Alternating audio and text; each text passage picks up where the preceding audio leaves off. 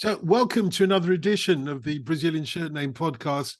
The Legendinos over there in Rio, looking resplendent, I must say. And it's winter over there, isn't it? Winter in South America, Yeah. which means Sounds around like a song which means around by 25 Gil degrees. Scott Heron. That's the one. That's the one. That's the one. Of course it is, Yes. mate. You know we've covered what I thought was every sort of corner of world football in these Brazilian Shirt Name podcasts over the course of the last 3 years or so. But we've never been to one of the vastest landscapes of football, which is South Asia. Why not? Well, I think we've hardly been to the continent of the 21st century, have we? So it's about time that we put that right, and it's about time that we posed questions about why we haven't had more cause to talk about football in India. And I'm looking forward immensely over the next few minutes to being enlightened on this very subject. Yeah, this is a magical podcast, by the way, because we are joined, thankfully, by Somnath Sengupta, who is an Indian football historian, and you can take us back to the date of India's finest moment in football. Sadly, we have to go right back to 1951 for that moment. And March of 1951, is it the Asian Games final? Correct. Yeah. Right. Yeah. So it's India versus Iran. Yes, that's right. Yeah. Thanks for having me on first. Absolute pleasure. How did India do so well in these champions? In fact, you might want to give us the background to the Asian championships.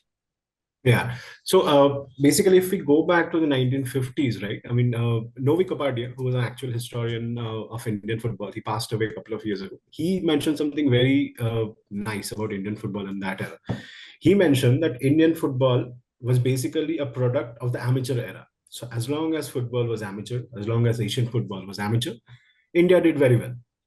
So if we go back to 1951, so at that point, India had got her independence in 1947 only. So after that, the first major tournament was 1948 Olympics, where India traveled to London. They played just one match. It was against France. This was the French Olympic team, so not the full strength France team. So they drew. They lost 2-1, but they also missed 2 penalty kicks in that match. So, but after losing to France in the 1948 Olympics, on their way back, they also played several matches in different locations in Europe. These were exhibition matches. And one of these matches were against Ajax. I mean, even Ajax was amateur at that time. And India actually won 5-1 that match.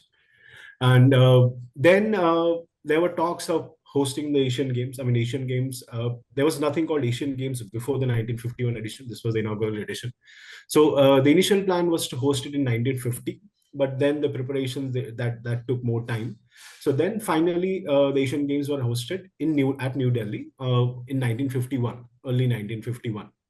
So there were around 11 countries, I guess, that participated in the first Asian Games. Not every country was. So basically, they considered only the independent countries which had their own Olympic associations. So only 11 countries participated, and 6 of them actually sent their teams, football teams. So India defeated Iran in the final 1-0. The matches were 60 minutes for the first edition of Asian Games, and the ground was particularly narrow, I guess, because the same stadium was used for multi-purpose. It was a multi-purpose stadium, basically. You had athletic events going on in the same stadium also. So there were 3 matches altogether India played, and then in the final, India defeated Iran 1-0. Well, and we've only just touched on the history. This is a nice start. This is where I really want to get to, because please excuse my extraordinary ignorance around this subject. So I come with questions, not answers. Right. And my first kind of thought, I've never been to India, much to my regret, is that I wonder if the Western perspective, both right and left, has underestimated Indian history. Yeah. In terms of putting maybe too much emphasis on the colonial period, which in the huge scope of Indian history, the Raj, it's a relatively short period of Correct. time, Yeah. and it clearly leaves a legacy Right. to be argued about. I would argue more bad than good, because domination by one over another is never positive in my view. But part of the legacy that it's left is team sports such as football and cricket. So I wonder if there's been, from a Western view, we've overestimated. It's that thing of, my country wasn't discovered until the white man came. Right. Which is a highly patronizing view, which denies agency, both good and bad, to the Indians. Now, I've read that cricket was easier for the Indians to take up. It was it just responded better to the Indian soul, because notions of cricket were easier to fit in to notions of the caste system of thousands and thousands of years in India. And that's one of the reasons why India became so big at cricket rather than football. How much do you give credence to that view? Actually, what I'll say is that cricket became more popular in India from 1980 onwards, because before 1980 at least, football and hockey, in terms of team sports, these two were more popular, at least in domestic circuit. Because cricket, even in 1970s or 60s, it was viewed more as a rich man's game, something that you played only on winters. But football, yeah, it had the mass appeal, obviously, and then it had a longer season also. I mean, you could play football during monsoons. Cricket, obviously, at that point, given the infrastructure that we had, cricket was mainly played in winters. Summers were too hot, and you couldn't find the turfs on monsoon. Hockey was obviously popular, but football domestically, in terms of club football, and also how India got the national team was actually pretty successful till 1970. So India won 1951 Asian Games gold, 1962 Asian Games gold. 1962 is actually a more famous and a bigger triumph in Indian football history, because India actually beat South Korea in the final. Again, a 2-1 result. Then 1970, India won bronze in Asian Games. That was like the last major victory in the 20th century. So till 1970s, football was very popular. The national team had some level of success. But what happened from 1970s onward was the club football became more popular, actually. And the national team's importance gradually declined. And the early 1980s, in my view, was the actual point where cricket became more popular than football. So if I take the first 3 years of 1980, firstly, there was a lot of violence in the football stadium. I mean, you had people getting injured, frequent fights in the stadium. I mean, the policing was very minimal.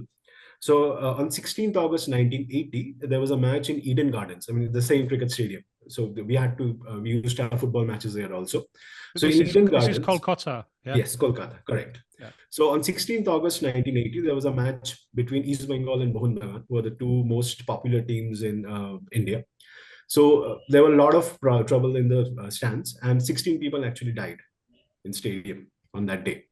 So that was a start where maybe the general population built this perception that football grounds were more violent, that it was not safe to go to football grounds. Then in 1982, India hosted Asian Games. So there was a long football camp. Football was taken pretty seriously for that edition. And India was hoping that they would perhaps win another medal after 1970. So there was a long, it started from actually 1981, this camp, and players stayed in one place and they practiced together. There was a selection trial. Players were brought from all over India. But problem was, these players were amateur on paper, but they got actually paid pretty well at club level. They had their own jobs, but they also get paid from club football. And at that point, they were not that interested to have all these basic facilities at national team, because national team didn't give a lot of high level facilities to Indian players at that point. So one position that the players had was that they were missing out on the lucrative club football because of this long national camp. So actually during the camp, there was a mass walkout of players. And so they walked out of the camp. And these were players mostly from East Bengal and Mohun Bagan, were the biggest clubs. And So this created a perception in the media that players were actually national traitors. I mean, this is actually a headline from a newspaper, which called them traitors. So they eventually came back, and obviously most of them were picked also. This situation was, I mean, it was peacefully resolved. But then there was another perception that footballers are giving more importance to club football than national team. Then 1983, obviously, that was the main breaking point where the Indian cricket team, they won the World Cup. It was a fascinating victory. And before that, even the Indian cricket team didn't get a lot of facilities. Even they came from modest backgrounds. I mean, there were no hopers basically before 1983. But once they won the World Cup, so at that point, people understood that this was a team sport where we can actually be world class. I mean, cricket is not played by a lot of nations, but even at that level, India was world class. And from 1980s onwards, then we got World Cup telecast. We had Nehru Cup international tournament, which brought in a lot of international teams. So then people actually understood that the footballers that they idolized at club level, they were perhaps not that good at a world level. So again, then gradually the popularity got dropped off. Early 90s, football lost a lot of popularity, and cricket then gradually went up in popularity from there. That's absolutely fascinating, because I knew none of that at all. That's already made my day. You mentioned their Nehru Cup, yeah, and obviously this leads us back to the birth of India as an independent nation in 47, and Nehru with his suits with no lapels. Nehru as a huge figure in the new non-aligned world. What role was sport going to play in the projection of the new independent India? Actually, Asian Games was part of that, because I mean, by that time, Olympic, it had got a level of political influence from the Berlin Games itself. So the basic idea of Asian Games was that it would be non-political. That was how it was started, and India obviously played a big part in that. Actually, G.S. Sondhi, so he was a very big figure in the initial organization of Asian Games. So when the 1962 games were held, they were held in Jakarta. So before the 1962 Asian Games, Israel, they were not given passports to Jakarta. So it was a political reason. So at that, and Taiwan also, I guess they didn't get passports also. So at that point, Sondhi actually led a very strong protest against the Indonesian government that these countries are not being given passports because it's a political reason. And Asian Games is supposed to be non-political. So due to this, actually throughout the Asian Games of 1962, every Indian athlete or most of the Indian teams, they faced barracking from the crowds. And this happened throughout the games. So in a way, India's main position in Asian Games was to make it as apolitical as possible. I see, looking at the Indian squad that beat Iran in this final in 51, I see a number of Muslim names in there as well. Now, obviously, this is a few years after the absolute trauma of partition, and this is now a team representing the nation. Correct. Yeah. How was what was the criteria for selection, and was religion or caste, was that part of the criteria for selection? And no, religion or caste was not a part of these selections. They mostly consider, we have this tournament called Santosh Trophy. So at this point, we had multiple cup tournaments in India, which involved teams from different parts of India, but none of them were like a central AIFF or the central FA managed tournament. What we had was something called Santosh Trophy, which basically pitted states against each other. So you had the state of West Bengal playing against the state of Mysore, Madras playing the state of Hyderabad, things like that. So they scouted players from these tournaments. And this tournament was very important in terms of forming the national team. So that's why you had a large percentage of players coming from either Mysore or West Bengal or Hyderabad. Three teams which did particularly well in this period.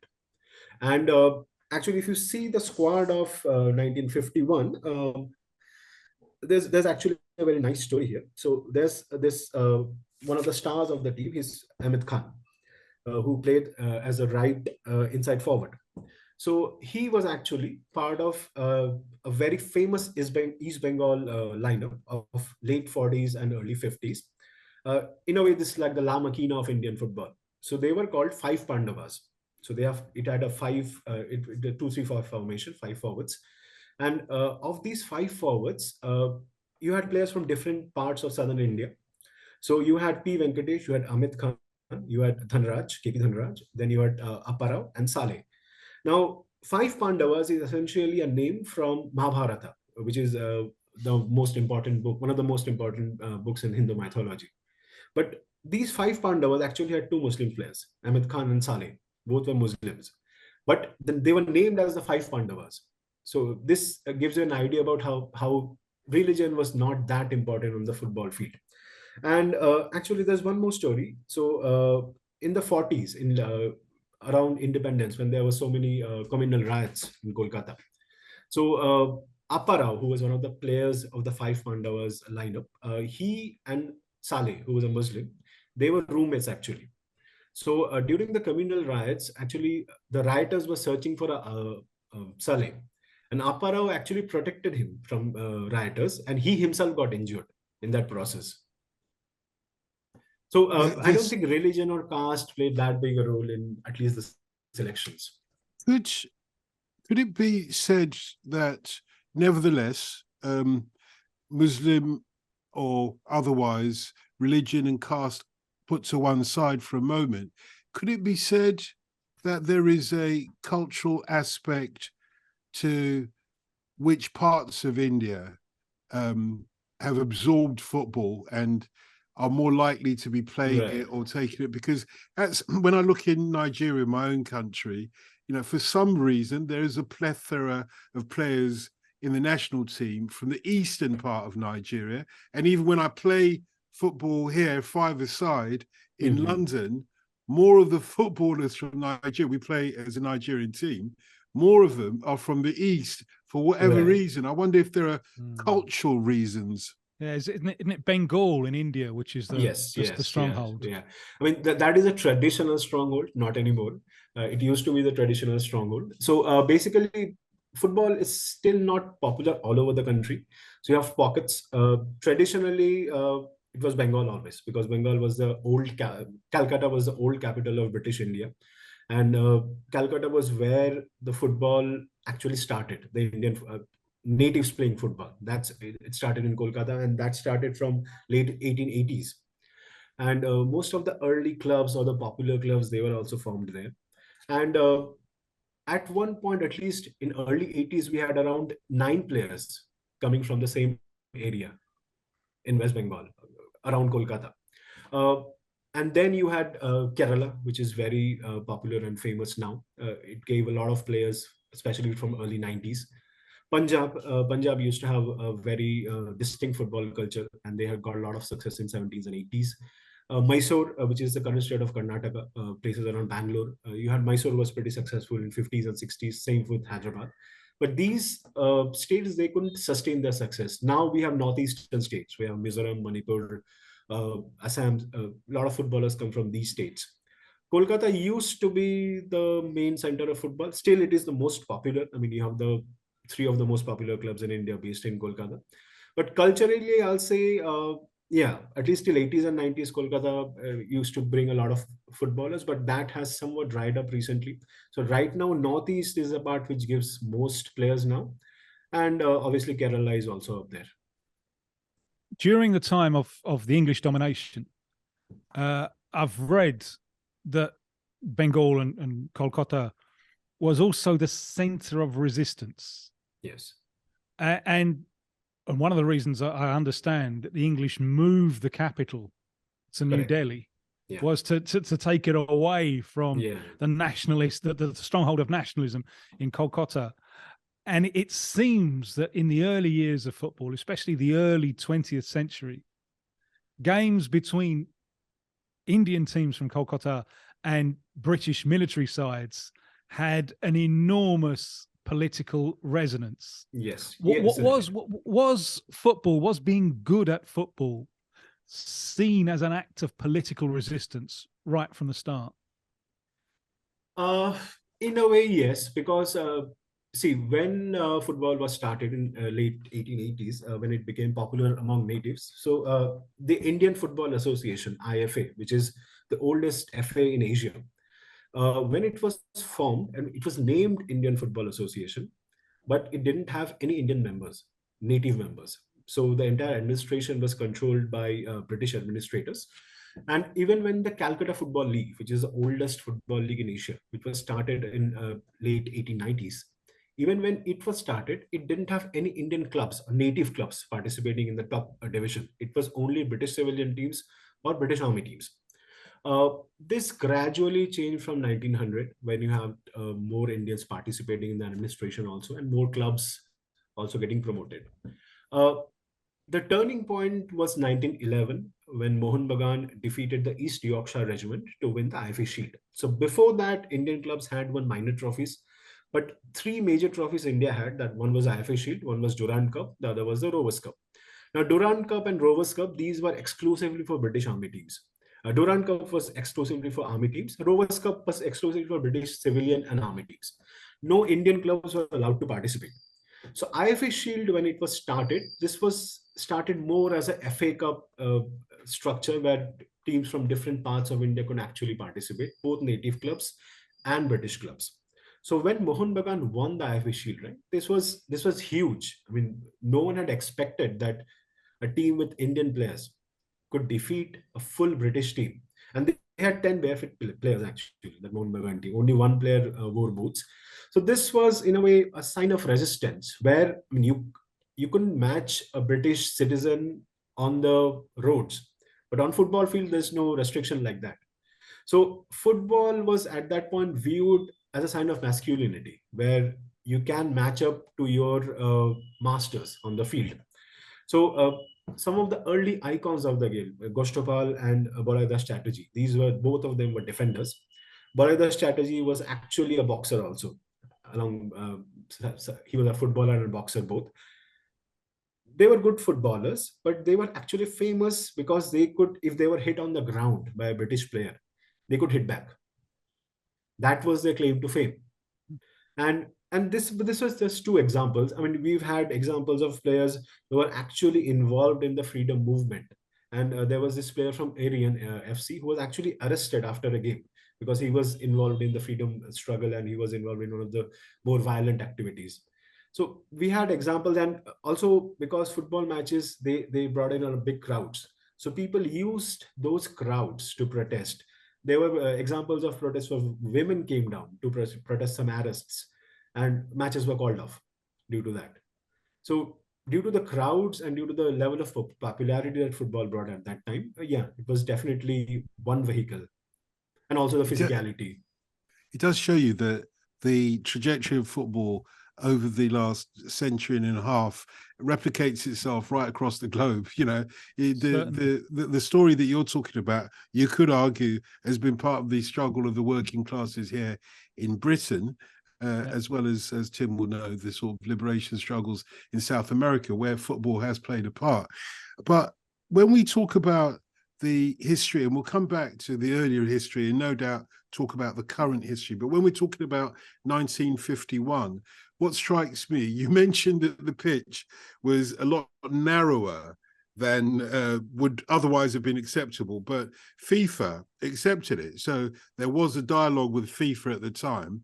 Apart from that, though, it does seem as if these 1951 Asian Games, the inaugural Asian Games, was something of a haphazard coming together of not official administration, but of interested parties, including royals, I understand, and everybody else who wanted to see it. But there was no official Indian government support for it. Yeah, haphazard is true, because I mean, even if you see Asian football in general, I mean, it was not very well organized at that point. I mean, the first Asian Cup, which started 5 years after the first Asian Game, that had just 4 teams. I mean, 4 teams for a continental tournament. And barefoot football, at least till 1953, Indian national teams contained a lot of barefoot players. Only after 1953 did AIFF officially ruled that you have to wear boots even to play domestic football. And FIFA guidelines seemed pretty vague at that point. I think FIFA also changed their guidelines from mid-1950s onwards, where you couldn't wear you had to be booted to compete in a football match. And even the duration of matches, 60 minutes is not something which is usual. But in Indian domestic circuit, at least, matches were used to be 50 minutes, 60 minutes, and 70 minutes even till 70s and 80s. So I think that played into the whole organization part, where the matches were kept at a length which suited the domestic circuit of Indian football. I guess that was one of the reasons. And in terms of government support, yeah, at least the football team, there are stories that at least even in the 1948 Olympics, I mean, there's this whole theory that the government should provide boots for them, which is incorrect because all these players were playing at club level. What did happen was that the government did ask for some cover charge to travel to London, because they didn't have enough money to cover for the traveling costs. So that's the reason some of the players from Hyderabad City Police. So Hyderabad City Police was one of the leading club sides from southern India at that time. But the players of Hyderabad Police, these were policemen. They were actually employed by the police, and they didn't have a lot of money. So a couple of players couldn't arrange for that money, and so they were not picked for the Olympic squad. So this did happen in the Olympic Games, definitely. And for Asian Games also, because this was the first major tournament that India was organizing. So India didn't have any experience in hosting this big an event. And yeah, so there were things which you don't find in the usual FIFA tournaments these days. The game is taking place in New Delhi. Yeah. Are people all over the country following what's going on? Yes, definitely in Kolkata and southern India, because they had their own players playing there. So that was one factor. And Kolkata in general, it had a high level of interest in football, because see, in first Asian Games, hockey was not there. So of the two major team sports, cricket was anyway not there. So of the two major popular team sports, hockey was not there, so football was there. So obviously people had a lot of interest in football. From the news reports that I saw from 1951, 25,000 people came for the football final. This was the largest attendance. Any of the other athletic events or the swimming events, they couldn't attract that big a crowd. Football final was the most anticipated match of the entire games, and it was definitely followed. Yes. Which were the players? Sorry, you go ahead, Tim. Is radio important, and how is the Yes. news being spread over the country? Yes, Are radio people- was very important. Yeah. Actually, even I have heard relays on radio in late 90s and mid 90s. Even at that point, people used to listen to radios for football matches. But in 1950s, definitely radio was extremely important, because people didn't have full access to televisions. That was mainly from 70s and 80s. So radios and newspapers, because newspapers, they often got the news 2 days later, especially in the further down you went in the country. So radio was very important. Some of the matches were live telecasted. Actually, even before independence, some of the matches, especially from IFA Shield, they were also live telecasted on radio. So yeah, radio was very important. Yeah, I don't know how much you've garnered from the radio that you've heard about the match itself. Always on the Brazilian Shirt Name podcast, we look at an iconic match. This is one of the most iconic, certainly for South Asia, when India beats Iran in the final of the Asian Games in football. There aren't any video clips for us to be able to estimate the match with for a change. There are some pictures that are still available from this final. I would love to, if you know what a difference that narrow pitch made to the outcome of the match, I'd love to hear that. But which were the players to look out for? Which of the Indian players, at least, would people have been familiar with? Yeah, so here, so basically India played a 2-3-5 formation. This was, I mean, the usual formation in that era. And like you mentioned, the narrowness of the pitch, it did make a difference in the very first game, where the news report definitely mentions that Indian players also had a bit of difficulty in adjusting to the narrow pitch, because teams basically played a winger-based formation, even in that era.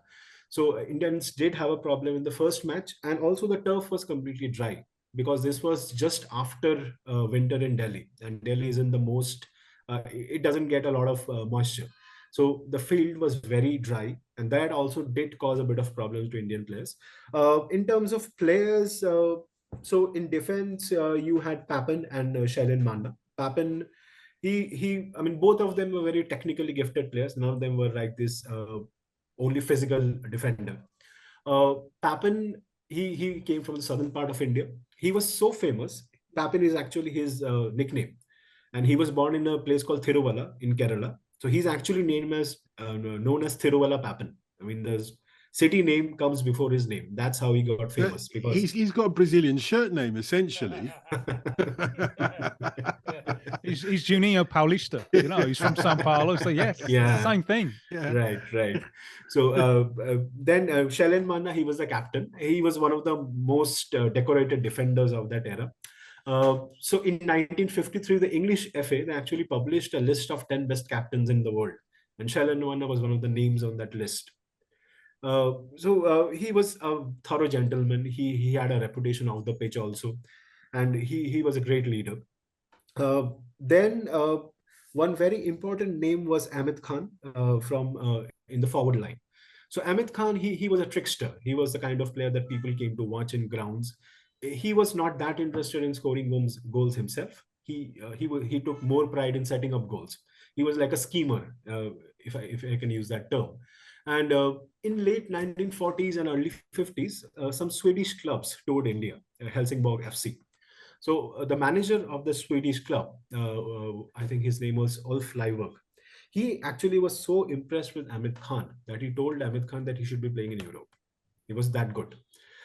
He was a barefoot player. I mean, he took pride in playing barefoot, and he was an excellent dribbler. He could set up goals. And then you had centre forward. So before we move on from Ahmed Khan, I'm just looking here at his bio. I noticed that he only died 6 years ago, and that was at the age of 90. That an incredible age in any case. I wonder if there are people took time out to speak to him subsequently. So are there modern videos of him talking about his footballing career and so on? Do we learn anything from him? Yes. He's actually very celebrated, especially in the club where he played, East Bengal. East Bengal, he's rated as one of the best ever. So you'll find videos where late interviews of him also, even till 1990s and even early 2000s. You should be able to find videos of him speaking. Yes. Brilliant. Sorry, you were going to move on. Yeah, Sorry. Colombia, which is a very, very regional country, and it really kind of exists as a unified entity, much more now these days because of air links. Before that, it's difficult to traverse. So they're very distinct regions. And it's often been thought in Colombia that the different regions produce different kinds of players. Now, the city of Medellin is hardworking and industrial, so it produces hardworking players. The areas on the coast, life is a little bit more free and easy, so it produces the individual talents. Is there a similar dynamic in India where different regions are seen as producing different types of players? Absolutely. So you have West Bengal, which produced more technically gifted players, people with more skills. Because I mean, the turf they played on, that was a soft turf. So you had long monsoons in Bengal. So you had muddy grounds. So to get success on turfs like that, you need to have a bit of skill rather than physicality. I mean, there were physical players, but Bengal players were traditionally viewed as more technically gifted and more tactically sound. Then you have Punjab. People in Punjab, they are more sturdily built. So the Punjab brand of football, it was viewed as more like the traditional long ball game where people used to launch in crosses, and they were not technically that gifted, but they were very physical, they were very tough, and they had no fear of opponents. So that was Punjab. Kerala, again, you have all the southern states, Kerala, Mysore. They had all these skilled players. They had delicate ball skills, because again, they came from places or turfs which encourage that type of play. And then now you have northeastern players who often come from the hilly areas and who have a lot of stamina, who can run for the entire 90 minutes. So that is another type or another tradition of football you have. This is incredible, because what you're saying, you're giving the lie to the theory from a lot of coaches that you'll hear time and time again saying that, oh, well, Indian players don't have the physique, for example, to compete with European footballers. Either that one died for me watching cricket in the 70s, because we used to think that about Indian cricket in the 70s, and then they introduced this fabulous fast bowling all-rounder called Kapil Dev. Yeah. And you look at him and you think, wow, I don't want to face him. He's scary.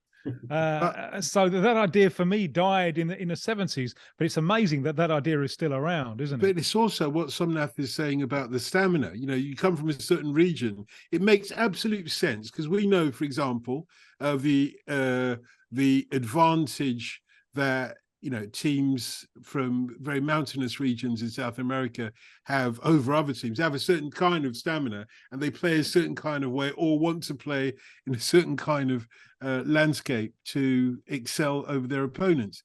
Here, you've got people born in the mountains. Well, it stands to reason. They've got a certain amount of stamina. They're going uphill off the way, they're walking up long distance runners all train at altitude these days. Of course they do, yeah. For that very reason.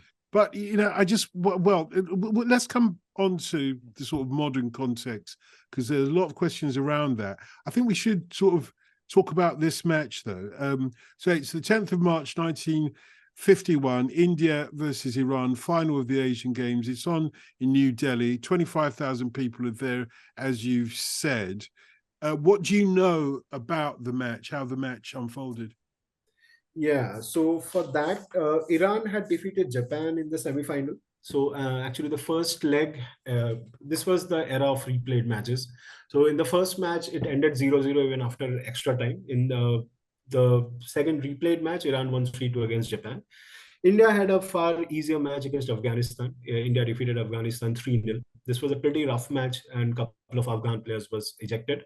But India comparatively had an easier route to the final. So in the final, first difference was that every Iranian player, they were boots. And India had a lot of players who didn't wear any boots. So initially, be it due to the crowd or be it due to the booted players, most of the news reports, they mentioned that the Indian forward line seemed scared, at least in the first half. I mean, they didn't make that many forays into the forward line. Well, there was 5 of them on that forward line in that narrow pitch. I'd be scared as well, So Shiv Mewalal, who was the center forward and who was the most prolific goal scorer of that era, he tried to lead the forward line, but players around him, even Ahmed Khan included, they were not that good in the first half at least. Iran, they did mount a lot of attacking moves. So Balland Anthony in goal, and Chalan Manna, and also Chandan Singh in central midfield, along with Noor Mohammad.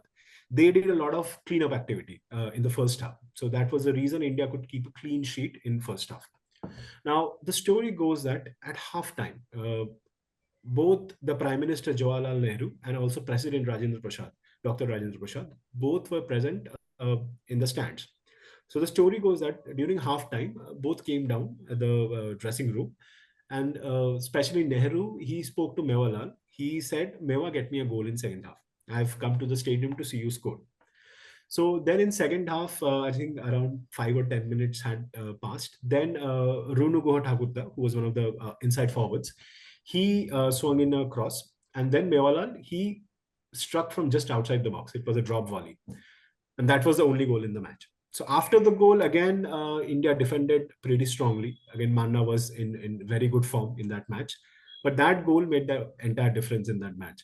And one interesting story about Mewalal is that he actually didn't want to play in that final because there was a family tragedy and he wanted to leave for his family. But then he was convinced by the Indian coach to stay.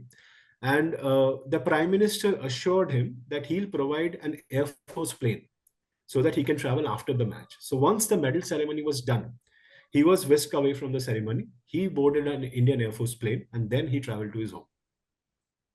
It's incredible, isn't it? That, like I say, great stories. Well, but the story is replicated elsewhere. You go to Nigeria, I promise you, if Nigeria in the final of football, the president's going to go to the dressing room like he's got a right to be there and say, "All we are asking is give us a goal."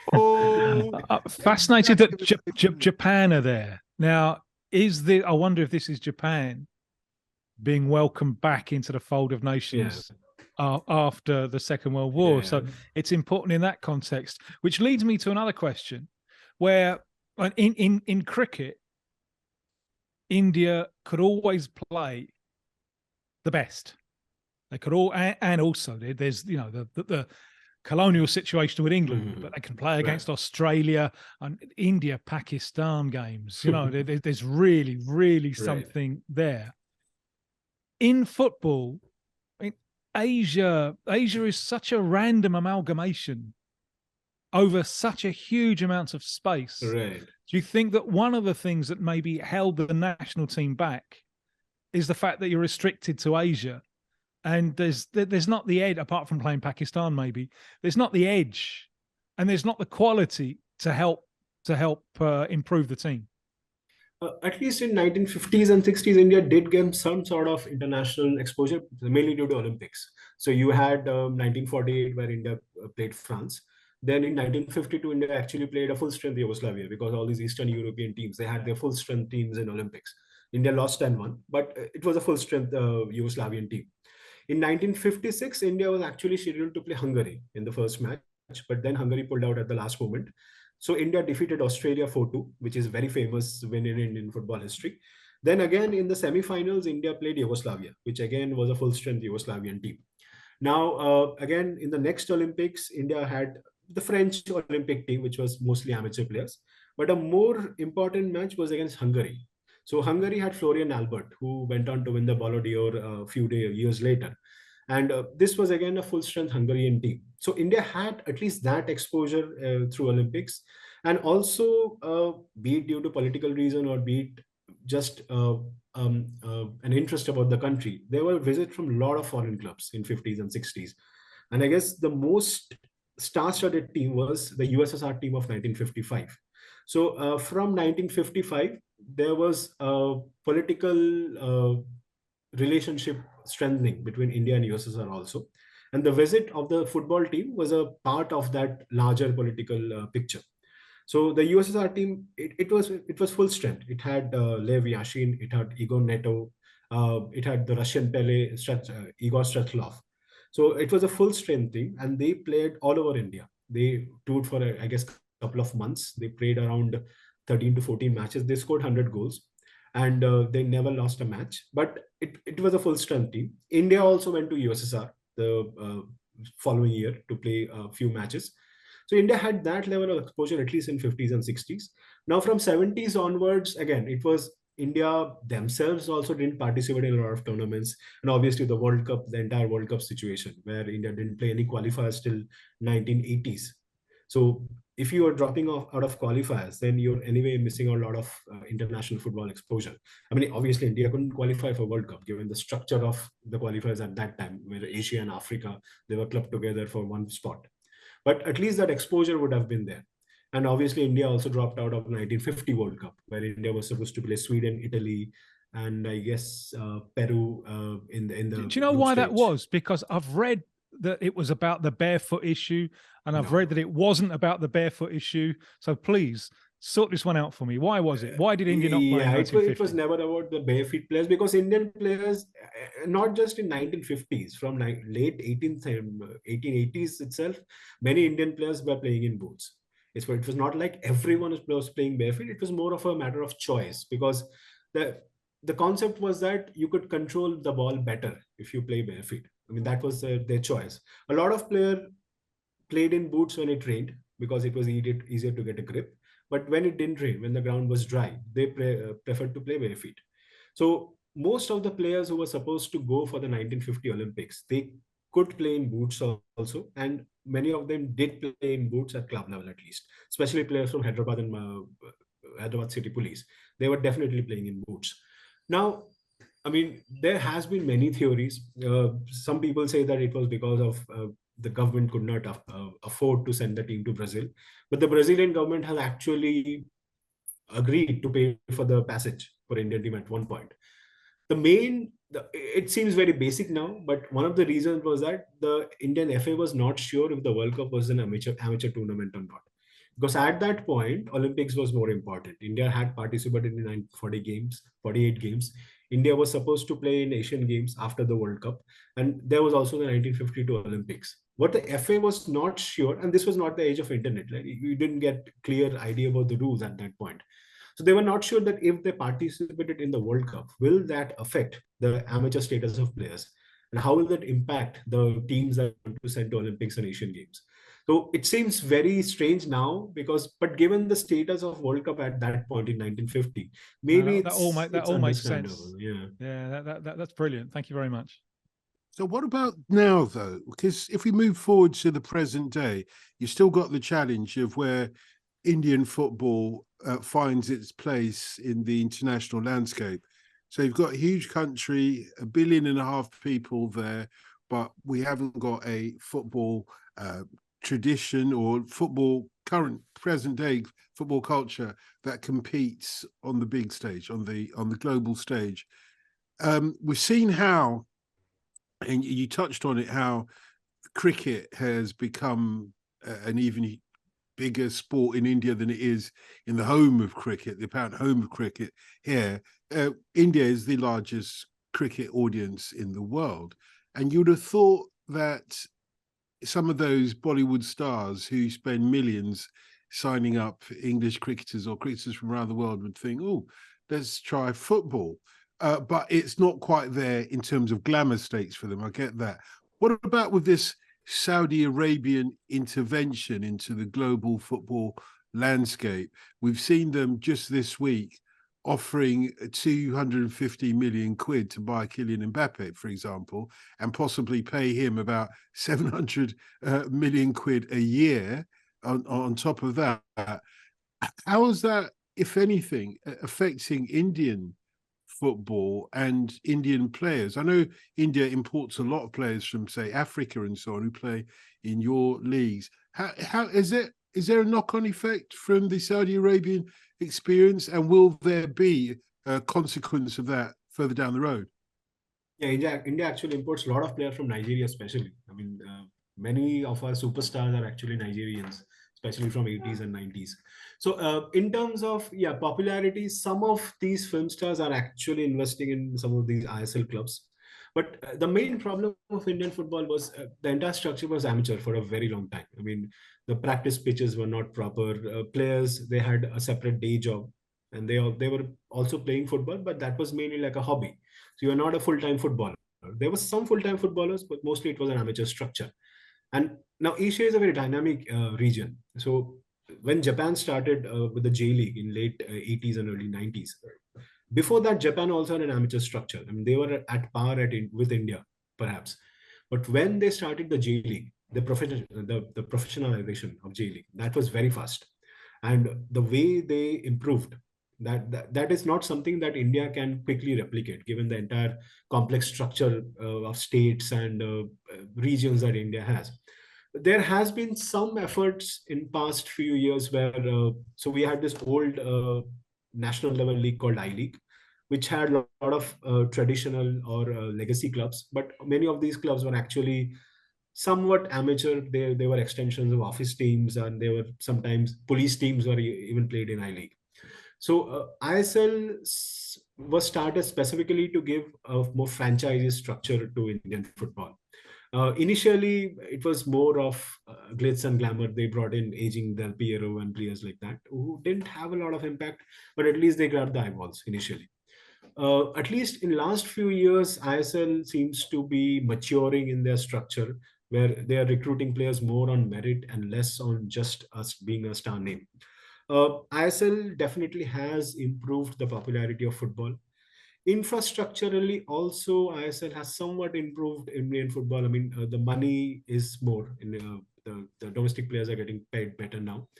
But we also have to understand that clubs are not making any money out of these tournaments. This is essentially a social responsibility activity for many of these franchises. I mean, they're pumping in a lot of money, but how sustainable this model is, that will with probably... a population that big, how can they not be making money? From what I hear, a lot of TV money is not being shared yet, because this essentially still has a very private structure, this entire franchising league. It's not a fully federated structure yet. Maybe it'll change in future. They didn't even have relegation. They don't have relegation now. They didn't have promotion till last year. That's starting only now. So this was like organized like a separate league from the usual league structure that we had. And then it eventually superseded the league eventually. So there has been some improvements, but the problem is that Asia is a very dynamic region. I mean, you have so many countries in Asia, so few spots, especially in World Cup. And see, Australia, South Korea, Japan, Saudi Arabia, and Iran. These five will already always be there in terms of World Cup qualification. The rest of the spots are basically up for grabs, and there were so many competitors for that. You have Uzbekistan, you have Syria, you have Lebanon, and all these countries. India is making some improvements. So right now our rank is in late 90s. So we've at least crossed the 100 mark. We are playing more international matches now than we used to do in past. We are also winning. I mean, we are right now in a pretty good winning and unbeaten streak right now. And the federation, at least, they seem to be pretty clear where they want to go. See, before what used to happen was that India used to win a couple of matches, and next day the federation would come with a target that we'd qualify for the next World Cup. But now they seem to have a more practical target that will qualify regularly for Asian Cup. Then we'll try to progress from the group stages of Asian Cup. So we have to move step by step. I mean, it's not a quick fix.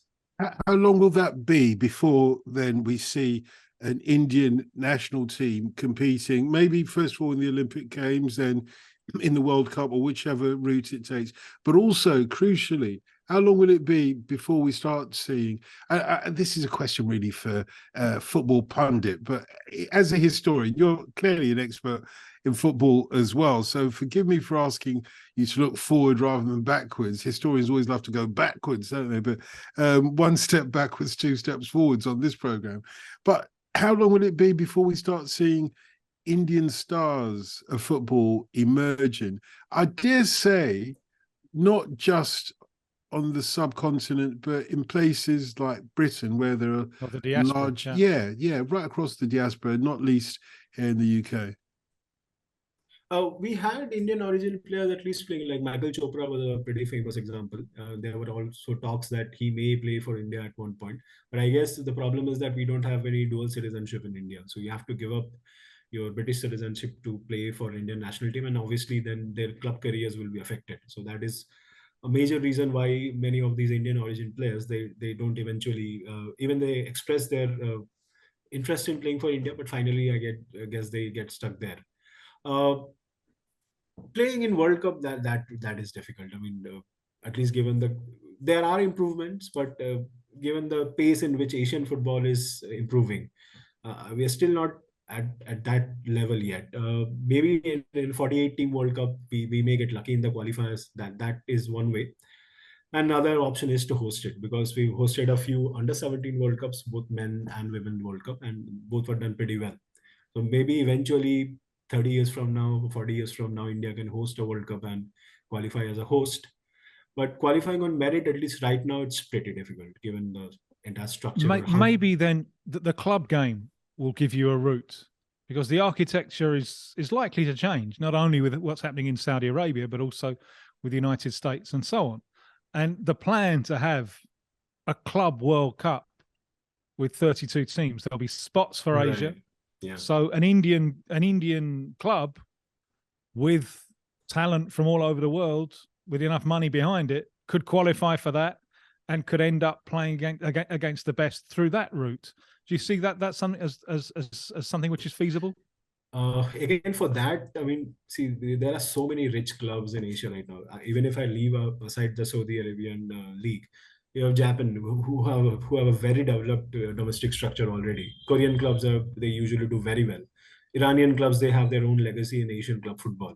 So again, China also, yeah. So all these countries, they have their own legacies, and they're already pretty developed in club football. So there also it's pretty difficult. Even if so you have to attract all these talents. They have to play in India also to participate in these club football. At least the ISL till now, it's not at that level where it will be able to attract all these players. They are attracting some players from A-League at least right now, because A-League seems to be in a slightly dicey financial situation, and the ISL seems to be in a stronger financial situation. So few of the A-League players are coming in India. But overall, I think at least for Club World Cup, even that may take a bit of time. I don't know if we'll always have 1951. Yeah, exactly. And I don't know if you were fully briefed, Somnath, but the second part of the Brazilian Shirt Name podcast is a look at the sort of musical landscapes at the Correct. time. Yes. Obviously, we're not looking at the Indian musical landscape and even the British one, because there were no charts in 1950. But it does lead to a question, because I mean, our perspective of Indian music really came through the Beatles. No, Yeah, but nowadays it's through Bollywood movies, though, isn't it? Yeah, but they don't really come to Brazil, so I don't really get a chance to see them. But and how did Indians? I know there wouldn't be just one Indian view, you know, a multiplicity of views. How did Indians see like the Beatles and that whole '60s English culture Ravi Shankar moment? Adopt Ravi Shankar and adopt Indian music? Was that liked, or was that seen as an intrusion? It was liked actually, because in the 60s there was also a lot of hippie culture in India, where many hippies came to India. So the Beatles were, I mean, I'm not a historian in that part, but maybe the Beatles were seen as an extension of the hippie culture. And Ravi Shankar obviously had a very famous moment in Woodstock when he played there. Well, you know, I mentioned Bollywood movies, and the two great stars of Bollywood soundtracks are Lata Mangeshkar, the late great, who died last year, and her sister Asha Bhosle as well. And they're old enough to have been around at this time. Yeah. So I don't know if you want to include into this conversation anything they may have done around 1951. But we've been looking at the US charts, the Billboard charts around in those days. I think it's safe to say this is crooner capital of charts, and at the top of the tree is the greatest crooner of them all, without exception, Nat King Cole, I would have thought. Following fast behind him in the charts, so he's at number one, and we'll come on to the Tuesday in a second, but following fast behind him in the charts is a crooner who we lost just a few days ago as Tony Bennett. speak. Yeah. Saw him at the Albert Hall in the early 90s, which was a fabulous memory. He has done so much for music in general, still very much up with the modern contingents of singers, famously with Lady Gaga. He did some duets and everything. Nat King Cole, first of all, too young. It's been done by several other people. Donny Osmond, dare I say, in the 1970s. Before that, Jimmy Young, who was like famous radio personality, subsequently over here, but was like a teenage heartthrob. But I think it's fair to say that Nat King Cole's version at number one is at number one and deserves to be at number one. Oh, quite right. But the fabulous thing about he wasn't a singer. No, he was a pianist. Yeah, of course he was. Jazz pianist who becomes a singer. It's unbelievable. When you look back at a chart from 1951, the thing, it's all old and fuddy-duddy. And you miss out on the dynamism of the thing, because there's big changes happening. Now, the era just before has been the era of swing. Swing is absolutely dominant. Big band swing. And what Nat Cole represents is a move away from that to small groups instead of the big, because the big bands, they're quite expensive to run. You know, there's a lot of mouths to feed in a big band. It's much more economical in a nightclub setting to have a quartet, something like that. So, you know, Nat Cole is part of that. It's a quartet, play the piano. Can you sing as well? Go on, give us a song. Well, this is fascinating to hear what the historian thinks, because was India at this time, because this kind of music, as Tim is saying, it was a game changer over here in Europe, let alone in America. Was it that in India as well? Crooning is revolutionary. Of course it is. It was seen as too sensual. Well, do you know what I've used the microphone in this way, in this intimate way?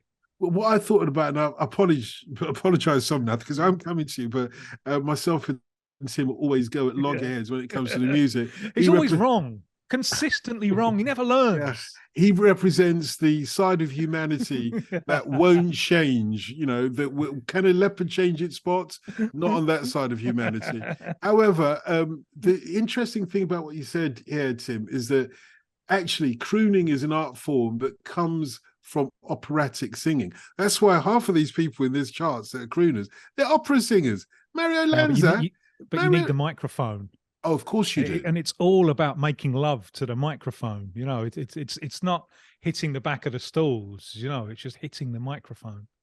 Oh, I'm not saying it's the same thing, but I will say that the reason why crooning took over is because the eloquence of this generation of singers. You've got the sort of crybaby singers that are going to become popular, like Guy Mitchell as well, singing the blues. My Truly, Truly Fair, number 20 there. But most of this charts is dominated by people who've got big voices and come from a big voice tradition. And they've adapted to the intimacy of radio. 100%. But they adapted still wearing the suits of, that were expected of them at the time, even though they were teenage heartthrobs. They were dressed in suits like their parents and no doubt their grandparents as well. But were people in India in 1951 listening to this? I wouldn't say crap, because no, it's not, is it? Yeah, but a modern listener might look at that and think, what is this? What is this you're trying to feed me? What were people in India listening to this in 1951, 4 years after independence, and just no, I don't think that's likely. But because India itself had a very diverse musical culture, you had all these Bollywood. Even at that point, we had film music, and you had a very long tradition of classical music, where you have two distinct traditions. One is the Northern Indian or the Hindustan classical, and you have the Southern Indian or the Carnatic classicals. So even at that point, the Bollywood singers, they used to become trained after they took training in either of these traditions. They used to come singing in Bollywood. So Indian popular music at that point was mostly Bollywood. I mean, the English, the band music or the type of music, they gradually came from 60s onwards. So we had some twist hits actually. You had this Chevy Chase twist song. So that was actually adopted in a Hindi song by this music composer called R.D. Burman. The song is called Our Twist Kare. So it's basically a twist music. Just the song is in Hindi. So from 60s onward, it flowed more. But in 50s, I think it was mostly either classical music or the local traditions or the Hindi film music. One of the things that fascinates me is the speed of 20th century progress. Like, I mean, say that the 32 Olympics in Hollywood, in Los Angeles, it's the first one with a new kind of aristocracy. The film stars from the talkies. This has never been done before. There's never been this kind of thing before. And the 32 Olympics kind of showcases them. And then you get, Johnny Weissmuller going from Olympic swimmer to Tarzan and so on. So, and the first sound picture is 1927. And it takes until, the end of the 20s, the early 30s to get sound up and running properly. So when did cinema become really important in India, with Indians making films in local languages about your stories? And was there a political edge to this, or was it romantic escapism right from the start? There was a political edge to this, because I think there was some instances of the Cold War politics being played here. So you had some Hollywood studios backing some of the studios, and then you have the Soviet, who had a more distinct political connection with India in 1950s. So actually, there was this web series called Jubilee, which was recently made, and they actually covered one of these things, where you had this Soviet propaganda films or filmmakers driving one section of the filmmakers, and then you had the Hollywood backing. So Raj Kapoor, who was one of India's most popular film stars of this era, he was actually very popular in USSR. A lot of his films were showcased there, and this was, again, I guess there was a political connection, because India was non-aligned, but India was also more closer to the Russia, Soviet Union, to USSR. Yeah. I remember that very clearly. Do you know one thing that is missed out often a lot when people in the West talk about, whatever the West is, by the way, talk about west of India, everywhere west of India, let's put it that way, talk about Indian film. One thing that is often lost out is the impact it made right across, not just the non-aligned states, but I would say right across what they call the global South nowadays. Because if you went to Nigeria in the 1960s, and particularly in the 1970s, where we had these huge open-air cinemas, it was Indian films. Wow. Back to back to back to back, no idea. right across Africa. So it had this huge market in the days when you had to pay for that for that film, for the celluloids. It wasn't like you could pirate it or anything like that. So I'm sure you found a way to sneak in. no, I didn't actually, but thank you for suggesting that. One thing I'll say quickly about this chart, it's 3 years, if you like, before Elvis Presley is introduced into the scene from Memphis, Tennessee. But you can hear what's going to happen here already. In fact, at number 10, Patti Page's version of the Tennessee Waltz, which is one of these standards of kind of country, I would suggest, almost at a pinch, but certainly a tune of its time. It's the best one. It generally is one of my favorite songs. Sam Cooke did a version of it. Sam Cooke's version is decent because Sam Cooke's got a great voice, but it's not as it doesn't have the aura, if you like, of this one. Tennessee Waltz, you can almost hear her. It's a plaintive song about somebody who goes to a dance and she meets an old friend of hers, and she, goes and says, "Oh, by the way, this is my partner," and then the old friend waltzes off with her partner.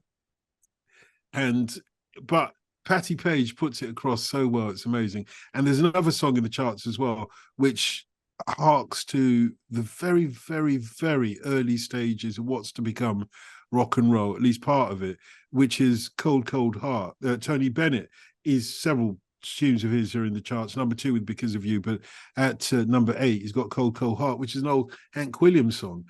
When you hear early Hank Williams, the real Hank Williams, not Hank Williams Jr., when you hear his music, you realize where rock and roll is going to go very soon, because it's partly blues, but there is a nod to the country music of the time as well. Apart from that, I think you can take or leave this chart myself. I think I've got nothing against crooner music, but when I look back at it, there's some terrible songs in it. How High the Moon. Les Paul, one of the great guitar geniuses and also creator of the Les Paul guitar, is in there with a tune that, on reflection, he probably had not, he was better off not doing. But hey, who am I to say? I hope you've enjoyed this one, Somnath. This has been a real treat for us. Absolutely. How can people contact you? Do you have any books out there or anything that we can mention? No, I'm not. I have this Twitter profile, which is Indian Football H, which I've been running for past 5 years. I used to write in on websites before, so I don't have a book. I have articles on my websites like In Bed with Maradona, These Football Times, and I'm going to read that one. Thank you very much. Yes, thank you. It's been an absolute pleasure. Somnath Sengupta. You've been listening to the Brazilian Shirt Name podcast. We'll have another one for you next week.